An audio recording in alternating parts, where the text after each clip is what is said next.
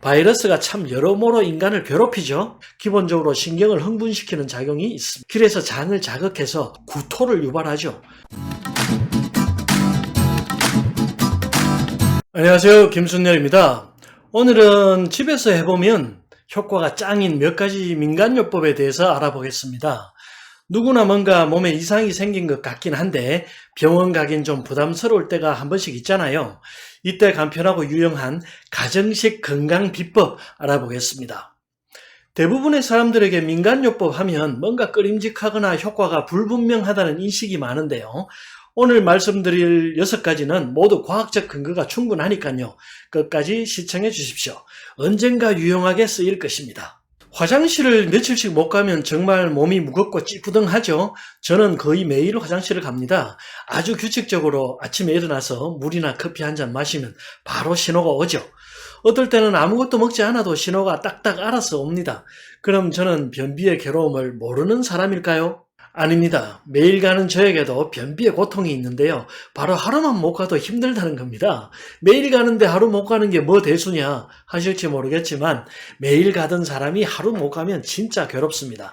믿거나 말거나 말이죠. 보통 변비는 섬유질을 많이 복용하고 물을 많이 마시면 해결되는 경우가 많은데요. 섬유질이 변을 뭉치게 하고 수분을 함유해서 장 운동을 증가시키기 때문입니다.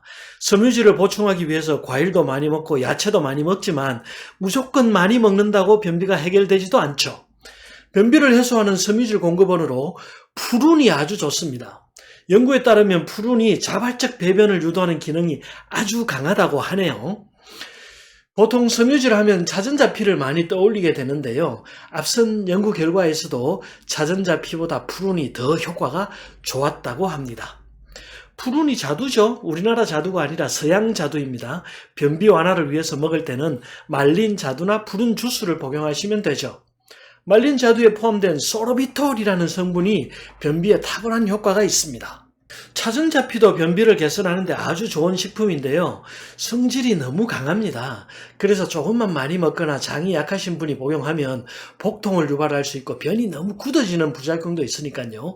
복용에 주의하시기 바랍니다. 다시마도 아주 좋죠. 매일 다시마를 먹을 수 없기 때문에 다시마환 제품을 구입해서 드시면 좋은데요. 푸른 만큼 효과가 있습니다. 또 자전자피처럼 변을 아주 굳게 하지 않기 때문에 장이 약한 분들에게 더욱 좋죠. 변비에 좋은 음식들은 대개 설사를 더 악화시킵니다. 그래서 설사가 잦은 과민성 대장 증후군이 있으신 분들은 피하시는 것이 좋겠죠. 두 번째는 오트밀입니다. 오트밀은 콜레스테롤을 감소시켜서 심혈관 질환과 성인병에 효과가 있는 것으로 알려져 있죠. 또 특유의 아베난스라미드 성분 때문에 피부에도 좋은데요. 활성산소를 제거해서 피부 노화를 방지합니다. 또 오트밀은 피부 보습에 아주 효과가 좋습니다. 공기 중에 수분을 끌어당겨서 피부에 수분을 채워주죠. 그래서 피부 보습은 물론이고 피부 탄력도 증가시켜줍니다.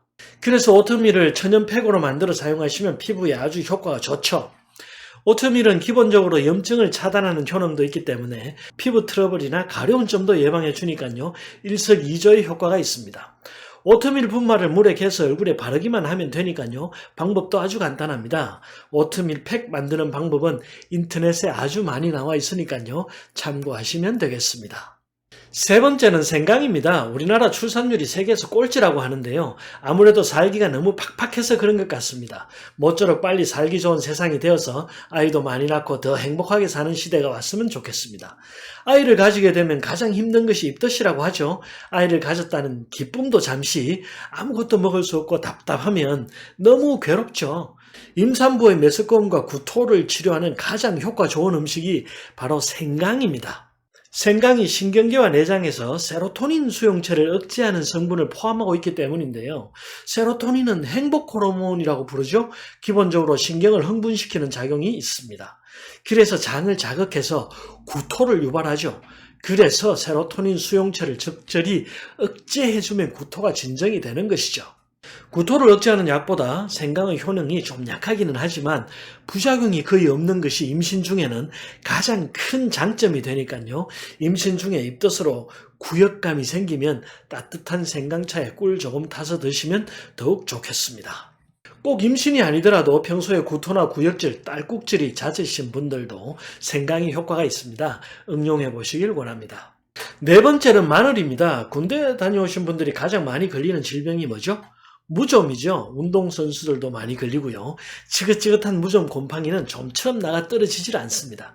이 마늘이 무좀에 많이 쓰이는 라미실보다 효과가 더 좋다는 연구가 있는데요.